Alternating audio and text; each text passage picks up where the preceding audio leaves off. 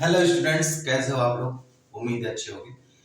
Class 10th board exam mathematics में हम यहाँ पर देख रहे हैं कुछ क्वेश्चंस यहाँ देख रहे हैं। मल्टीपल चॉइस क्वेश्चन आपको पता है सेक्शन ए में।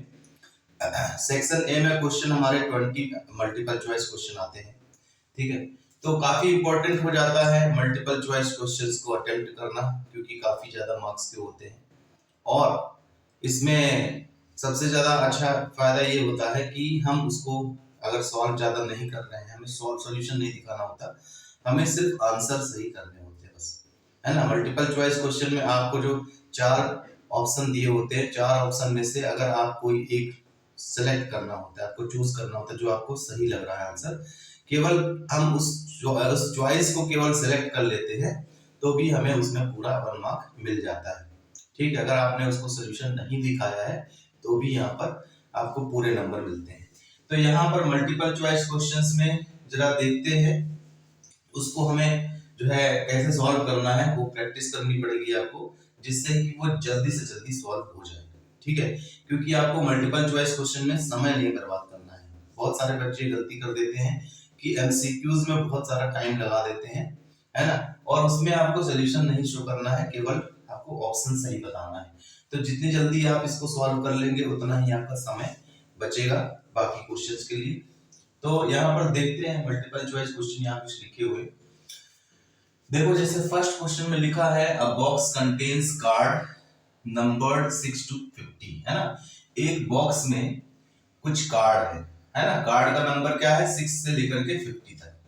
अब इसमें लिखा है 6 से 50 तक के नंबर के कार्ड है ना। 6 to 50 मतलब 6, 7, 8, 9 ऐसे करके कार्ड हमारे कहां तक है, 50 तक है।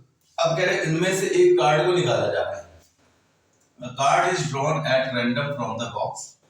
The probability that the drawn card has a number which is perfect square. अब हमें यहाँ इनके जो परफेक्ट स्क्वायर नंबर है, परफेक्ट स्क्वायर नंबर क्या होते हैं, जैसे ये हमारा 4 है, 9 है ना। मतलब 1 का स्क्वायर 1, 2 का स्क्वायर 4, 3 का स्क्वायर 9, 4 का स्क्वायर 16। तो ये हमारे 4, 1, 4, 9 और ये जो बाकी सब कार्ड होते हैं इसके आगे, वो सब परफेक्ट स्क्वायर नंबर होते हैं, किसी का स्क्वायर। तो यहाँ पर हम देख रहे हैं कि उसकी प्रोबेबिलिटी पूछी है। तो अब यहाँ पर देखो जरा, पहले तो हम देखेंगे इसमें टोटल कार्ड कितने हैं। टोटल कार्ड यहाँ पे कितने होंगे, टोटल कार्ड कितने होंगे। देखो, अगर यहाँ 1 to 50 कार्ड होते तो टोटल 50 कार्ड होते, 50 कार्ड होते। इसमें कौन कौन से नंबर वाले कार्ड नहीं है, 1, 2, 3 और 4, 5, 5 नंबर वाले कार्ड नहीं है ना। 1, 2, 3, 4, 5, ये 5 कार्ड हमारे नहीं है। 5 कार्ड नहीं है तो 50 में से 5 माइनस हो गया, टोटल हो गए 45 कार्ड, है ना। तो टोटल 45 कार्ड है हमारे पास। और उनमें भी परफेक्ट स्क्वायर नंबर वाले कार्ड कौन से होंगे, यहाँ पर परफेक्ट स्क्वायर नंबर हमारा शुरू हो रहा है, ये 1 भी होता है ना। 1, 4, 9 ये सब होते हैं, लेकिन यहाँ पर हमारा कार्ड जो है 6 से शुरू हो रहा है, तो इसमें 4 तो होगा ही, 9 होगा। कौन कौन से परफेक्ट कार्ड हुए, 9 और 4 का स्क्वायर 16, 5 का स्क्वायर 25, 6 का स्क्वायर 36, 7 का स्क्वायर 49, है ना। और इसके बाद यहाँ पर 50 तक की कार्ड है, तो 49 तक ये हमारा परफेक्ट स्क्वायर नंबर है। 9, 16, 25, 36 और 49 ये नंबर वाले कार्ड जो हैं वो परफेक्ट स्क्वायर नंबर है। तो हमें इसी की प्रोबेबिलिटी पूछी है। तो ये कितने कार्ड हुए, 1, 2, 3, 4, 5, है ना। यानी कि जो फेवरेबल है वो 5 हुए। तो इसकी प्रोबेबिलिटी क्या हो जाएगी, 5 फेवरेबल ऊपर होता है और टोटल नीचे होता है, तो टोटल 45 है। अब यहाँ 5/45 हो गया। 5/45 की वैल्यू क्या आएगी, 5 9 45 होता है, तो इसको कट कर देंगे 1/9। यानी कि हमारा इसकी जो प्रोबेबिलिटी हो गई, कितनी हो गई, ये ऑप्शन हमारा डी में 1/9 है, तो यहाँ इसका आंसर 1/9 आ जाएगा। ठीक है, समझ आ रहा है। यहाँ 6 to 50 में टोटल कितने कार्ड हो गए, देखो 5 तक के, 1, 2, 3, 4, 5 नहीं है, तो हमने 50 में से 5 कार्ड माइनस कर दिए, तो 45 हो गया टोटल कार्ड। और इसमें परफेक्ट स्क्वायर नंबर कितने होंगे, 9, 16, 25, 36 और 49। ये 5 कार्ड हमारे परफेक्ट स्क्वायर नंबर वाले हो गए। तो 5 ऊपर हो गया और टोटल 45 नीचे हो गया, इसको रिड्यूस कर दिया 1/9 आ गया। ठीक है, तो ये हमारा फर्स्ट क्वेश्चन हो गया। इसके बाद हम यहाँ पर जब ये सेकंड वाला क्वेश्चन देख रहे हैं, है ना, थोड़ा सा आप इसको सोल्यूशन भी देखते जाएं और करते जाएं, है ना। ये सोल्यूशन वाला पार्ट हो गया यहाँ पर। अब सोल्यूशन हमें एमसीक्यूज में ज्यादा दिखाने नहीं होते, इसलिए बहुत डिटेल में नहीं कर रहे हैं, आपको बस समझ में आना चाहिए और आपको ऑप्शन पहचानना है कि कौन सा ऑप्शन हमारा सही हुआ। ठीक है, इसमें हमें ऐसा कोई फॉर्मूला लिखकर बहुत अच्छे से करने की जरूरत नहीं है, टाइम वेस्ट करने की जरूरत नहीं, फटाफट करना है, सही आंसर तक पहुंचना है और आपको सही आंसर लिखना है केवल, बस। ठीक है, मैंने जैसा बताया सेक्शन ए में समय बर्बाद ज्यादा नहीं करनी है। फिर है second question, if sin theta equal to x और sec theta equal to y then tan theta क्या होगी? tan थीटा की वैल्यू, sin थीटा की वैल्यू x है और sec थीटा की वैल्यू y है। sec थीटा हमारा cos sec थीटा की वैल्यू क्या होती है? 1/cos थीटा, है ना, यानी कि जो cos थीटा की वैल्यू है वो हमारी sec थीटा का रेसिप्रोकल करके आ जाएगी, है ना। ठीक है, sec थीटा हमारा 1/cos थीटा होता है, तो cos थीटा की वैल्यू 1/sec थीटा से आ जाएगी, यानी कि इसकी वैल्यू क्या आ जाएगी? 1/y। ठीक है, और sin थीटा x है, sin थीटा x है, तो tan थीटा क्या होता है? tan थीटा हमारा sin theta upon cos theta होता है। तो हम यहाँ पर वैल्यू पुट करेंगे, sin थीटा हमारा x है और cos थीटा 1/y है, तो ये हमारा x into y क्या हो जाएगा? x into y, तो आंसर हमारा हो गया xy। ठीक है, बहुत आसान क्वेश्चन था। इसके बाद नेक्स्ट क्वेश्चन हमारा है third, the pair of linear equation y equal to 0 and y equal to -5। ठीक है, आप इसको नोट करते जाना, मैं यहाँ पे सॉल्यूशन भी दिखा रहा हूं आपको। Pair of linear equation y equal to 0, y equal to 0 का जो लाइन होता है वो कैसा होगा? y इक्वल टू 0 की लाइन हमारी x एक्सिस ही होती है, तो यही हमारा y इक्वल टू 0 होगा, है ना, x एक्सिस वाली लाइन। और y इक्वल टू -5, इसका क्या होगा? -5 मतलब इसमें नीचे जाएगा, है ना, ये नीचे यहाँ पर कहीं y इक्वल टू -5 की लाइन होगी। तो अब इसमें क्या पूछा है? The pair of linear equation y equal 0 and y equal to -5 has, कितने सॉल्यूशन होंगे इसके? अब आप देख रहे हो दोनों ही लाइन क्या है? पैरेलल है ना। जब दोनों लाइन पैरेलल है तो इस केस में तो कोई सॉल्यूशन होगा नहीं, है ना, तो यहाँ पे क्या हो जाएगा? नो सॉल्यूशन, है ना। दोनों में कॉमन पॉइंट होना चाहिए, इंटरसेक्ट हो रहा होता तो हम कहते एक सॉल्यूशन, और अगर ओवरलैप कर रहा होता तो इनफाइनाइटली मेनी सॉल्यूशन, और यहाँ पर तो लाइन पैरेलल हो रही है तो उस केस में नो सॉल्यूशन। इसके बाद नेक्स्ट क्वेश्चन देखते हैं।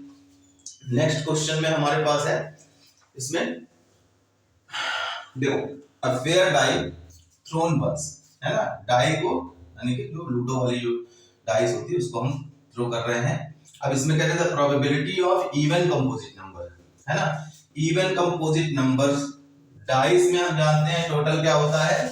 टोटल होते हैं 6 नंबर, ठीक है, और इवन कंपोजिट नंबर कौन से होते हैं? 6 नंबर में आपके 1 2 3 4 5 और 6 होता है। अभी देखो जरा, इवन भी होना चाहिए, कंपोजिट नंबर भी होना चाहिए, तो यहाँ पर अगर हम ये देखें 2 तो यहाँ इवन है लेकिन कंपोजिट नहीं है, 2 प्राइम नंबर होता है, तो ये हम देख सकते हैं, ये तो इवन ही नहीं है।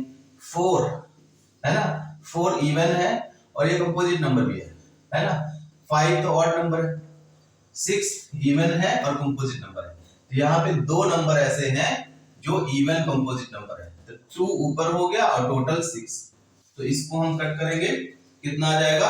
1/3, 2 1 जा 2 2 3 जा 6, 1/3, तो इसका आंसर क्या हो जाएगा? बी, 1/3। ठीक है, क्लियर। अब इसके बाद यहाँ पर एक क्वेश्चन और देखो 5, the decimal representation of 23 divided by 2 की पावर 3 मल्टीप्लाई बाय 5 की पावर 2 विल बी। अब देखिए यहाँ पे कह रहे हैं कि इसका डेसिमल रिप्रेजेंटेशन क्या होगा? टर्मिनेटिंग होगा कि नॉन टर्मिनेटिंग होगा, या नॉन टर्मिनेटिंग एंड रिपीटिंग होगा, या फिर non terminating and non repeating होगा। अब यहाँ आपने पढ़ा होगा कि कोई भी नंबर, है ना, जो कोई भी जो फ्रैक्शन होता है उसके डिनोमिनेटर में, है ना, डिनोमिनेटर में 2 की पावर m और 5 की पावर n टाइप का अगर नंबर है तो वो टर्मिनेटिंग होता है। 2 और 5 का अगर मल्टीपल है तो वो टर्मिनेटिंग होता है। तो यहाँ पर हमारे पास 2 की पावर 3, ये डिनोमिनेटर की बात हो रही है, 2 की पावर 3 और 5 की पावर 2 ही है ना, 2 और 5 का ही मल्टीपल है। तो ये कैसा होता है, ये हमारा टर्मिनेटिंग होता है, ये टर्मिनेटिंग डेसिमल नंबर होता है।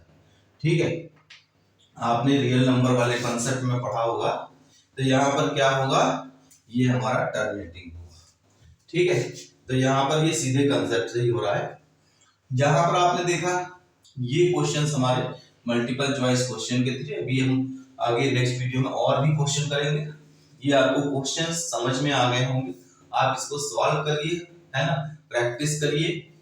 और मल्टीपल चॉइस क्वेश्चन के जो सेक्शन ए के क्वेश्चन होते हैं उसमें इतना ज्यादा आप प्रैक्टिस करके एग्जाम में बैठो जिससे कि आपको इसमें बहुत ज्यादा टाइम वेस्ट ना करना पड़े। ठीक है, फटाफट हमें इसको जल्दी जल्दी करना है, क्योंकि इसमें सेक्शन ए में अगर आप जितना जल्दी कर लोगे उतना ही समय आपको आगे वाले क्वेश्चंस के लिए मिल जाएगा। बहुत सारे स्टूडेंट की प्रॉब्लम यही होती है कि समय पर पूरा पेपर नहीं हो पाता है, जिससे बहुत सारे क्वेश्चन छूट जाते हैं।